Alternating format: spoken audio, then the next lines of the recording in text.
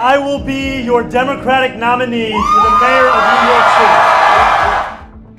New York শহরের mayor নির্বাচনে Democratic প্রাইমারিতে বড় জয়ে এখন আলোচনার কেন্দ্রে জোহরান মামদানি। দক্ষিণ এশীয় বংশোদ্ভূত মুসলিম এবং ভারতীয় এই তিন পরিচয়ে তিনি ইতিহাস গড়ার পথে।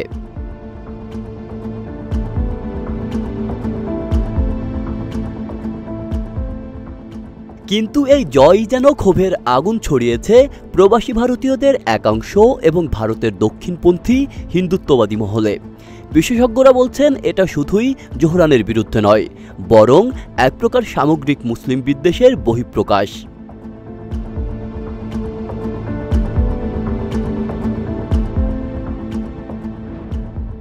তেত্রিশ বছর বয়সী জোহরান মানবাধিকার নিয়ে সবসময় সরব। চুপ থাকেননি গাজায় সহিংসতা কিংবা ভারতের বাবরি মসজিদ ভাঙার বিরুদ্ধেও। এজন্যই তাকে ভারত বিরোধী, এমনকি কেউ কেউ জিহাদি বলতেও ছাড়েননি।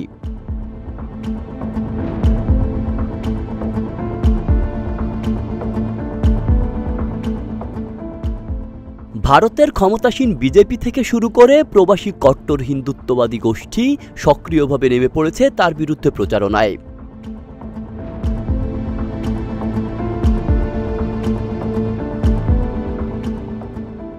নিউ জার্সির একটি সংগঠন বিমান ভাড়া করে আকাশে উড়িয়েছে ব্যানার, যাতে লেখা গ্লোবাল ইন্তিফাদা থেকে নিউ ইয়র্ককে বাঁচান, মামদানিকে প্রত্যাখ্যান করুন।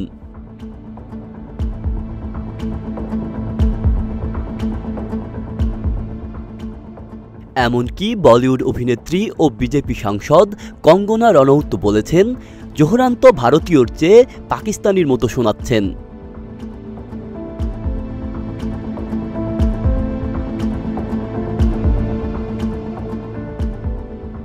তবে জোহরান সরাসরি জানিয়ে দিয়েছেন তিনি মোদির সঙ্গে কখনোই দেখা করবেন না, কারণ 2002 সালের গুজরাট দাঙ্গার সময় মোদির ভূমিকা তিনি দেখেছেন যুদ্ধাপরাধীর মতো।